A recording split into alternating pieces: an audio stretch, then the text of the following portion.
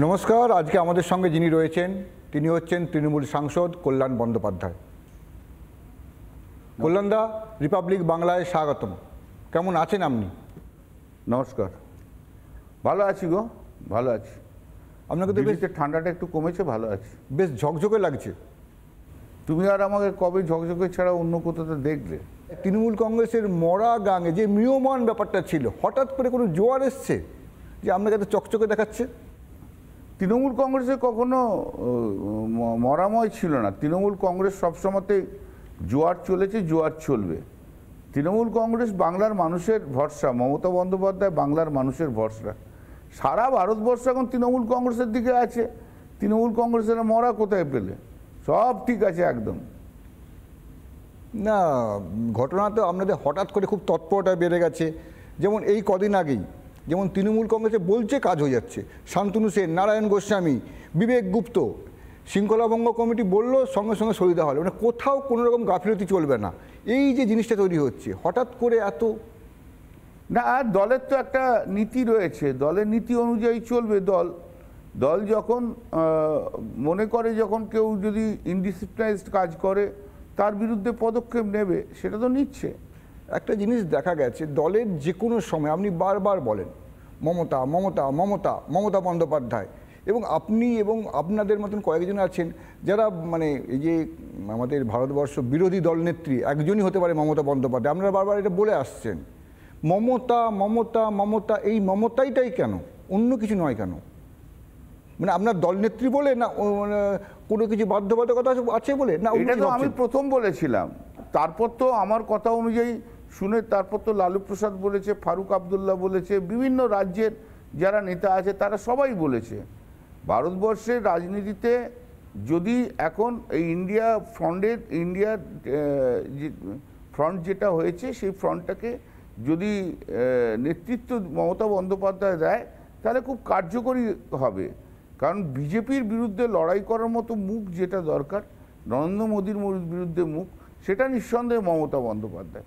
এতদিন ধরে কংগ্রেস করেছে, কংগ্রেস চালিয়েছে, কিন্তু কংগ্রেস তো সেই মতো রেখাপাত করতে পারেনি। হরিয়ানা বলো, এতে বলো, যে কোনো ইলেকশনগুলোতে রেখাপাত করতে পারেনি। এই ইন্ডিয়া অ্যালায়েন্সটাকে একটা লাইফ দিতে হবে। সেই লাইফ দিতে গেলে লড়াইয়ের মধ্যে রাখতে হবে, তার নেতৃত্ব দিতে হবে। সেই নেতৃত্বর মুখ আমি মনে করি মমতা বন্দ্যোপাধ্যায়। আমি বলেছি মমতা বন্দ্যোপাধ্যায়ের কথা, তারপর অন্যান্য রাজনৈতিক দলও তো সেই কথা বলছে। কারণ মমতা বন্দ্যোপাধ্যায়ের একটা রাজনৈতিক ইতিহাস আছে, যে ইতিহাসটা লড়াই এবং সংগ্রামের ইতিহাস। যে লড়াই সংগ্রামের ইতিহাস আজকে ভারতবর্ষে কোনো রাজনৈতিক নেতার নেই, ইনক্লুডিং নরেন্দ্র মোদী। না, আপনাকে তো এই কথাটা বারবার বলতে শোনা যায়, মমতা বন্দ্যোপাধ্যায় কিছু হলে বা কিছু না হলে, মানে আপনি যেন একটা মমতা বন্দ্যোপাধ্যায় কিছু বলছে আপনি তার মুখপত্র হয়ে যাচ্ছেন। যা কিছু হচ্ছে দলের মধ্যে আপনি চলে আসছেন সামনে, সংসদে গিয়ে আপনি চুকিটকিট খেলে দিচ্ছেন। 1984 সাল থেকে মমতা বন্দ্যোপাধ্যায়ের সঙ্গে তো আমি আছি।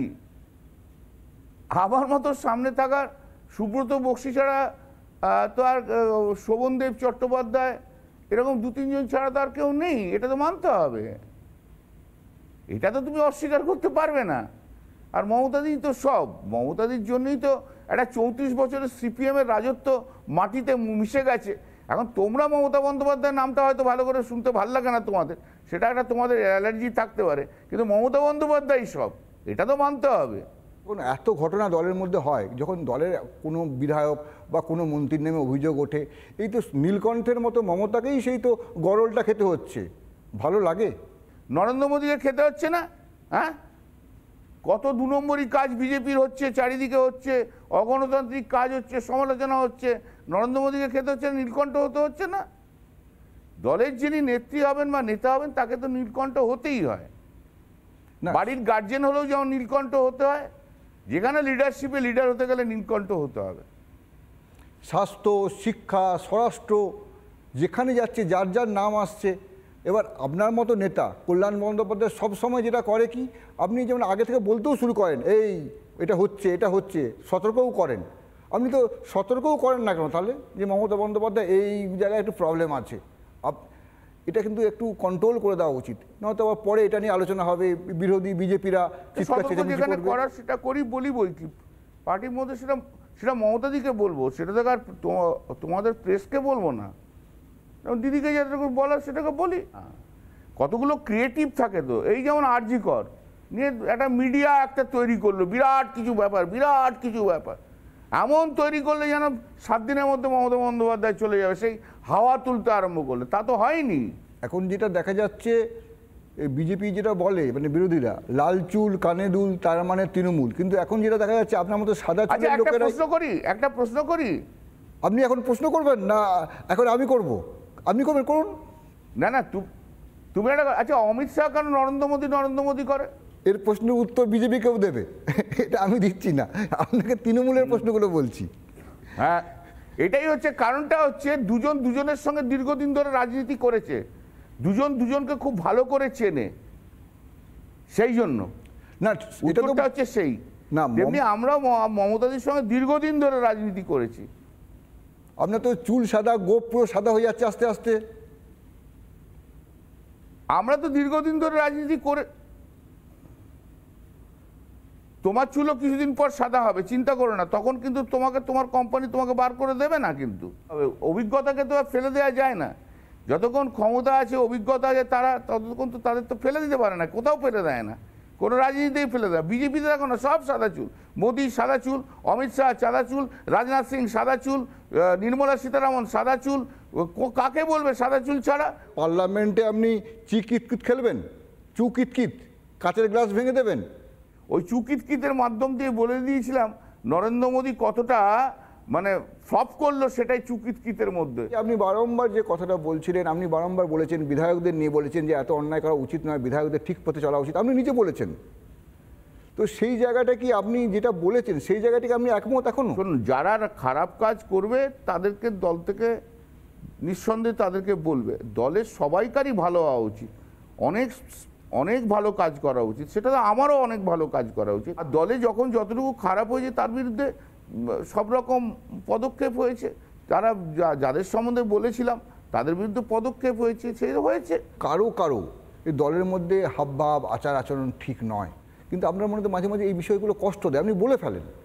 সেই জায়গাটা মানে কেন, মানে আপনি তো আপনি তো প্রাজ্ঞ রাজনীতিকও, আপনি বলে ফেলেন কেন এই কথাগুলো? না, আমার মধ্যে খুব ক্ল্যারিটি রয়েছে, জানো তো। আমার মধ্যে একটা ক্ল্যারিটি রয়েছে। আমি রাজনীতির সঙ্গে সঙ্গে আমি প্রফেশনটাও করি। হ্যাঁ, তো এই প্রফেশনটা করার জন্য আমি প্রায় 44 বছর আমার প্র্যাকটিস হলো। সিনিয়র অ্যাডভোকেট হয়েছি 2003-এ, মানে বুঝতেই পারছো কতদিন হয়ে গেছে। আমি বিভিন্ন সমস্ত জায়গাতেই মামলা করেছি, মাথা উঁচু করে মামলা করেছি। এই মাথা উঁচু করে ব্যাপারটা আমার ছোটোবেলা থেকেই ছিল।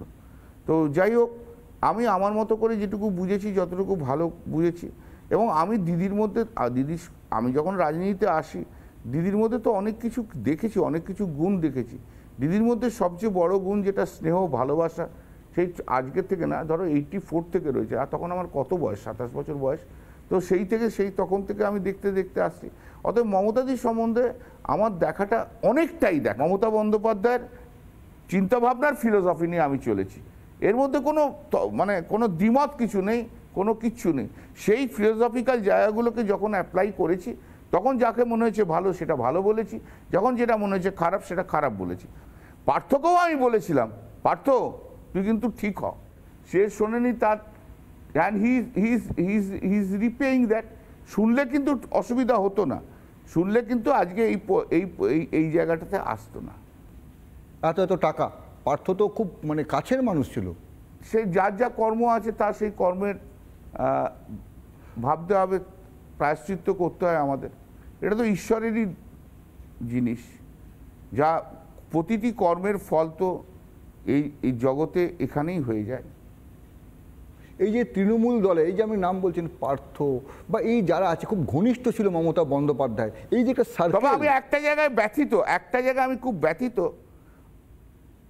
Subhrangshu, can I finish this Partha chapter? আমি একটা জায়গায় ব্যথিত, পার্থর কি হলো না হলো এটা নিয়ে আজকে আমার কিন্তু কোনো চিন্তা ভাবনা নেই, আমি অনেস্টলি বলছি।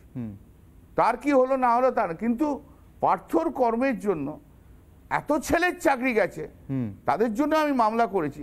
এটা আমাকে সবসময় পীড়া দেয়, দুঃখ দেয়। কিন্তু আমার যেটা বলার, এই যে পার্থ বা এই যে ঘনিষ্ঠ একটা বলয়, সেই বলয়ে আপনি চিরকাল ছিলেন, কিন্তু এমন একটা জিনিস দেখা যাচ্ছে, এই আপনি ছাড়া, একমাত্র আপনি ছাড়া বাকি অনেকের নামে অভিযোগ উঠছে। অভিযোগগুলো ভালো নয়, অভিযোগগুলো কি হচ্ছে, টাকা নেওয়ার, অন্যান্য টাকা হলে মানুষের যে যে স্বাদগুলো হয় না সেইগুলো পূরণ করার। এগুলো তো আপনি তো দেখেওছেন, হয়তো আপনি কি জানতেন না? আপনি পার্থকে মানা করেছেন, বাকি যারা করে ফেলেছে বা যারা করতে চাইছে কখনো মানা করতেন না? আপনাকে তো আমি মানে অনেক সময় দেখেছি এমন এমন কথা বলেছেন যে কথাগুলো দলের কাছে অনেকের চোখের আমি চক্ষুশূল হয়ে গেছেন। আমি ঠিক বলয়ের মধ্যে ছিলাম না। আমি দিদির খুব ঘনিষ্ঠভাবে দিদির সঙ্গে কাজ করেছি। আমি কখনো স্টেট পলিটিক্সের মধ্যে ছিলাম না, কিন্তু আমি কখনো কোনো পদাধিকারী নই, আজ ছিলাম না, আজও নেই। অনেক অনেক সুপ্রিম কোর্টের জজও আমাকে প্রশ্ন করেছে, মানে আউট অফ দি কোর্ট, বাইরে যখন নিজেরা কথা বলেছি তখন বলেছে, why you are in profession, পলিটিক্সে তো প্রচুর টাকা। তা আমি বলেছি, তাহলে তারা যখন বলছে তারা ন্যাশনাল লেভেলের লোক, তাদের সব রাজ্যের পলিটিক্যাল নেতাদের তারা দেখেছে। তো কথা হচ্ছে যে টাকাটা জীবনের বড় কথা না মানুষকে সেবা দেওয়ার বড় কথা? এটাই যদি রাজনীতিবিদের যদি মনে থাকে দেশকে সেবা, সেই দেশকে সেবা দিতে গেলে কোনো রকম যে কোনো রাজনীতি দলে যে যেখানেই হোক সে কিন্তু কখনো করাপ্ট হতে পারে না। যদি করাপ্ট হয় সে কিন্তু দেশের প্রতি বিট্রে করছে, এটা আমি মনে করি। তাই কিন্তু যেটা বড় কথা, আপনি যে কথাটা বললেন, এই কথাটা যদি সত্যি হয়ে থাকে, এটা হয়তো আপনার কাছে সত্যি, কিন্তু আপনার দলের অসংখ্য লোক পঞ্চায়েত থেকে, কাউন্সিলর থেকে আরও উপরে উঠতে থাকলে প্রত্যেকের বলা হচ্ছে কি, গলায় মোটা মোটা সোনার হার উঠে গেছে, বুলেট গাড়ি হয়ে গেছে, মানে ছোট স্তরে। আর বড়দের তো কথা বলারই নেই। এই যে আপনার এই ফিলোসফি আপনি পেয়েছেন, বাকিরা পেল না কেন? শুনুন, আপনি যেটা কথাটা বলছেন দলের অসংখ্য লোকে করাপ্টেড হয়ে গেছে, এই কথাটা আমি বিশ্বাস করি না, একদমই করি না। আপনি আমাদের দলের পঞ্চায়েত লেভেলের লোককে তাহলে দেখেননি, তারা কতটা, অনেক লোক আছে, অনেক গরিব আছে, তারা খেতেও পর্যন্ত পারে না। যে কটা ঘটনা নিউজ পেপারে এসছে খুব, তার মানে এই নয় গোটা পঞ্চায়েতের সবাই খারাপ, এটা আমি মনে করি না, মানিও না। এটা আমি মনে করি না, মানিও না যে পার্থ চট্টোপাধ্যায় যেহেতু একটা করাপশনের দাগ হয়েছে বা দু চারজন মন্ত্রীর এগেনস্টে করাপশনের দাগ হয়েছে, তাহলে দলের সবাইকার করাপশনের দাগ রয়েছে, আমি মানি না। তার তো বটে, কিন্তু যখন ধোঁয়া ওঠে তখন তো সেই ধোঁয়াটার তো কারণ থাকে, এমনি এমনি তো ধোঁয়া ওঠে না। আমি তো সারা ভারতবর্ষে ধোঁয়া উঠতে দেখেছি ভাই, আপনি হয়তো দেখেননি, আমি তো ধোঁয়া দেখছি সব জায়গাতে। আমি তো দিল্লিতে বসে দিল্লির ধোঁয়া দেখছি। ধোঁয়া তো অনেক রকমের ধোঁয়া হয়, গণতন্ত্রকে যারা শেষ করে দেয় তারাও তো ধোঁয়া তুলছে, সেই ধোঁয়াকে আমি দেখতে পাচ্ছি না। কোন জায়গায় ডিসঅনেস্টি একটুও নেই আপনি আমাকে বলতে পারেন? কোন জায়গায় নেই? দ্যাট ইজ নট, সেটা অ্যাকসেপ্টেবল নয়, কোনোটাই অ্যাকসেপ্টেবল নয়। কিন্তু আপনার এই যে অ্যাপ্রোচ, অসংখ্য dishonest, there I disagree with you. আমি অত দূরে যাব না, অত কিছু আমার বলার দরকার নেই। শ্রীরামপুর পার্লামেন্টারি কনস্টিটিউয়েন্সি কোন লোকটা ডিসঅনেস্ট আপনি আমাকে বলে দিন, উইথ এভিডেন্স। ঠিক আছে, নাম ধরে হিসেবে আমরা পরে করব। তো দিল্লি থেকে এই সরস্বতী পূজা করলেন? আমি কালী পুজো করি, আমি শিব পুজো করি। হ্যাঁ, আজকে দিল্লিতে করলাম বই কি। তো আমি অবশ্য পটে পুজো করেছি, ছবিতে, নট প্রতিমা নিয়ে, কারণ প্রতিমা নিয়ে আমার বাড়িতে, কলকাতার বাড়িতে পুজো হয়। আচ্ছা, আপনি এত ভাইরাল হন কেন বলুন তো? কালী পূজা করেন ভাইরাল, পার্লামেন্টে বক্তব্য রাখেন ভাইরাল, ওই বৈঠক করেন, কাজ ভাগেন ভাইরাল, তৃণমূলের অন্দর নিয়ে কথা বলেন ভাইরাল। আপনি কি ভাইরাল বন্দ্যোপাধ্যায়? সে তুমি যে নাম দেবে দাও, আমার কোনো অসুবিধা নেই। কারণ ভাইরাল হলে আমি কি করতে পারি? তার মানে মানুষ পছন্দ করে আমাকে। তাহলে তোমার কথাতে এইটুকু বুঝতে পারলাম যে মানুষ আমাকে পছন্দ করে। আমি এত ভাইরাল আমি জানতাম না, তুমি যখন বললে তখন ভালো লাগলো, মানুষ তাহলে পছন্দ করে। অতএব আগামী দিনে আরও ভালো করে কাজ করতে হবে, কনসাসলি কাজ করতে হবে। না, আপনি তো পার্লামেন্টে যা করছেন, বিজেপি বিরোধীরা বলছে, বিজেপি বলছে ঠিক আছে, কিন্তু দলের অন্দরের লোক যদি রেগে যায় তখন কি করবেন? আপনি তো খোলাখুলি বলে দিচ্ছেন। এবার দলের অন্দরের লোক যদি রেগে গিয়ে বলেন না, আমার কিছু এসে যায় না। আমাকে শোনো, কোথায় আমি ট্রোলড হলাম, কে আমার বিরুদ্ধে রেগে গেল, আমার কিচ্ছু যায় আসে না। দিদি যেদিন রেগে যাবে, দিদি যেদিন বলবে না তোমাকে আর দরকার নেই, হাসতে হাসতে রাজনীতি ছেড়ে চলে যাব। আমি সবাইকে স্যাটিসফাই করার জন্য আসিনি। আমি সত্যি কথা কাজ করতে এসে দলকে ভালো রাখা, মানুষকে ভালো রাখা। আর দিদি যদি খুশি থাকে আমার কাজে, আই অ্যাম হ্যাপি। কে কোথায় আমার কাজে আনহ্যাপি, আমার কিচ্ছু এসে যায় না। আমাকে হাজারটা ট্রোল করলেও আমার কিচ্ছু এসে যায় না, আমার কিচ্ছু এসে যায় না। অনেস্টলি স্পিকিং, আমি শুধু দিদির জন্য রয়েছি, দিদির জন্য থাকবো। দিদি যদি কোনোদিন বলে যে she is unhappy with me, within a second I will leave the politics. আর যদি যাকে পছন্দ হয় না, অপছন্দের লোক, দিদি যদি বলে তাকে মানো, তখন কি আপনি এই মনসা পূজা, চাঁদ সদাগরে মনসা পূজা করার মতো করে বাঁহাতে করে ফুল দেবেন? মমতাদি কখনোই কিছু বলেনি, মমতাদি কখনোই কিছু করেনি। মমতা ব্যানার্জি সব রয়েছে। এগুলো আপনারা এগুলো যেগুলো বলছেন, এগুলো আপনাদের ক্রিয়েশন। দল অত্যন্ত সুশৃঙ্খলবদ্ধ দল। দলের মধ্যে সংগঠনের সমস্ত 1, 2, 3, 4, 5, 6 সবই রয়েছে।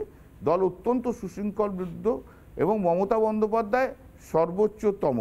একটি কথা তোমাকে যখন এত প্রশ্ন করছো, তাহলে উত্তর দিয়ে দিই। সেটা হচ্ছে মমতা বন্দ্যোপাধ্যায়কে মেনে যারা দল করবে তারা থাকবে, যারা মমতা বন্দ্যোপাধ্যায়কে মেনে দল না করতে পারে তারা থাকবে না। এই তো ছোট্ট কথা। মানে আপনার একটাই মন্ত্র, মমতা মন্ত্র, বীজ মন্ত্র। আর ন্যাচারালি তৃণমূলের অন্য কোনো মন্ত্র নেই। বাংলার মানুষ কিন্তু শুধু মমতা মন্ত্রেই তৃণমূলকে সরকার গঠন করেছে। শুধু মমতা বন্দ্যোপাধ্যায়ের জন্যই 29খানা এমপি সিট এসছে। এটা সম্বন্ধে কোনো দ্বিধা, তৃণমূলের যেটা বাচ্চা ছেলে সেও বলবে, দ্বিধাহীন কণ্ঠে এই কথা বলবে। বাংলার মানুষ তো মানুষই তো সব প্রথম এবং শেষ কথা বলে। মানুষই তো প্রথম এবং শেষ কথা হচ্ছে মমতা বন্দ্যোপাধ্যায়। আমরা তার প্রতিনিধি মাত্র। এই আপনাদের মতন যারা আছে, মানে যারা মমতার সঙ্গে আন্দোলনটা করেছিলেন, দীর্ঘ লড়াই করেছিলেন, তারা একটা ভাগ হয়ে যাচ্ছে, আর একটা ভাগ তৈরি হচ্ছে। আমি বলছি না, বিরোধীরা বলছে তারা একটা আলাদা ভাগ হয়ে যাচ্ছে। সেই ভাগটা এখন নাকি কিছুদিন ধরে, সেই ভাগটা আগে এত মাথাচাড়া দিচ্ছিল, এখন নাকি একটু কমে গেছে। এখন একটাই ভাগ হচ্ছে মমতা বন্দ্যোপাধ্যায়। মাঝখানে নাকি আরেকটা ভাগ তৈরি হয়েছিল। আপনি কোনো খবর পেয়েছেন এরকম?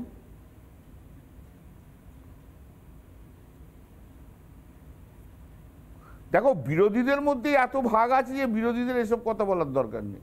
বিরোধীদের মধ্যে হচ্ছে শুভেন্দু অধিকারী ভাগ, একটা হচ্ছে যে ওই মন্ত্রীটা কি হয়েছে নতুন প্রেসিডেন্ট, ওই যে ও ভাগ, সুকান্ত, আরেকটা আছে শ্রমিক ভট্টাচার্য, আরেকটা আছে দিলীপ ঘোষ।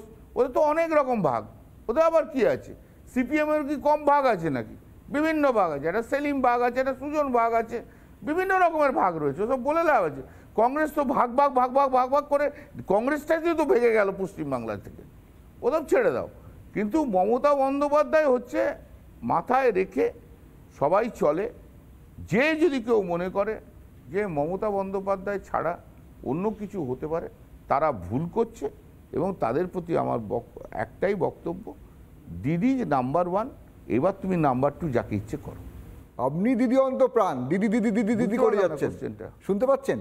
দিদি, আপনি দিদি অন্ত প্রাণ, সবসময় দিদির কথা বলছেন, কিন্তু যখন দেখেন দিদির কাছাকাছি যাওয়ার জন্য কিছু হাম্বরা লোক, কিছু এমন হাবভাব করা লোক ঘুরে বেড়ায়, দেখলেই মনে হয় লোকগুলো ভালো নয়, ঠিক নয়, বড় হাবভাব, ভালো লাগে?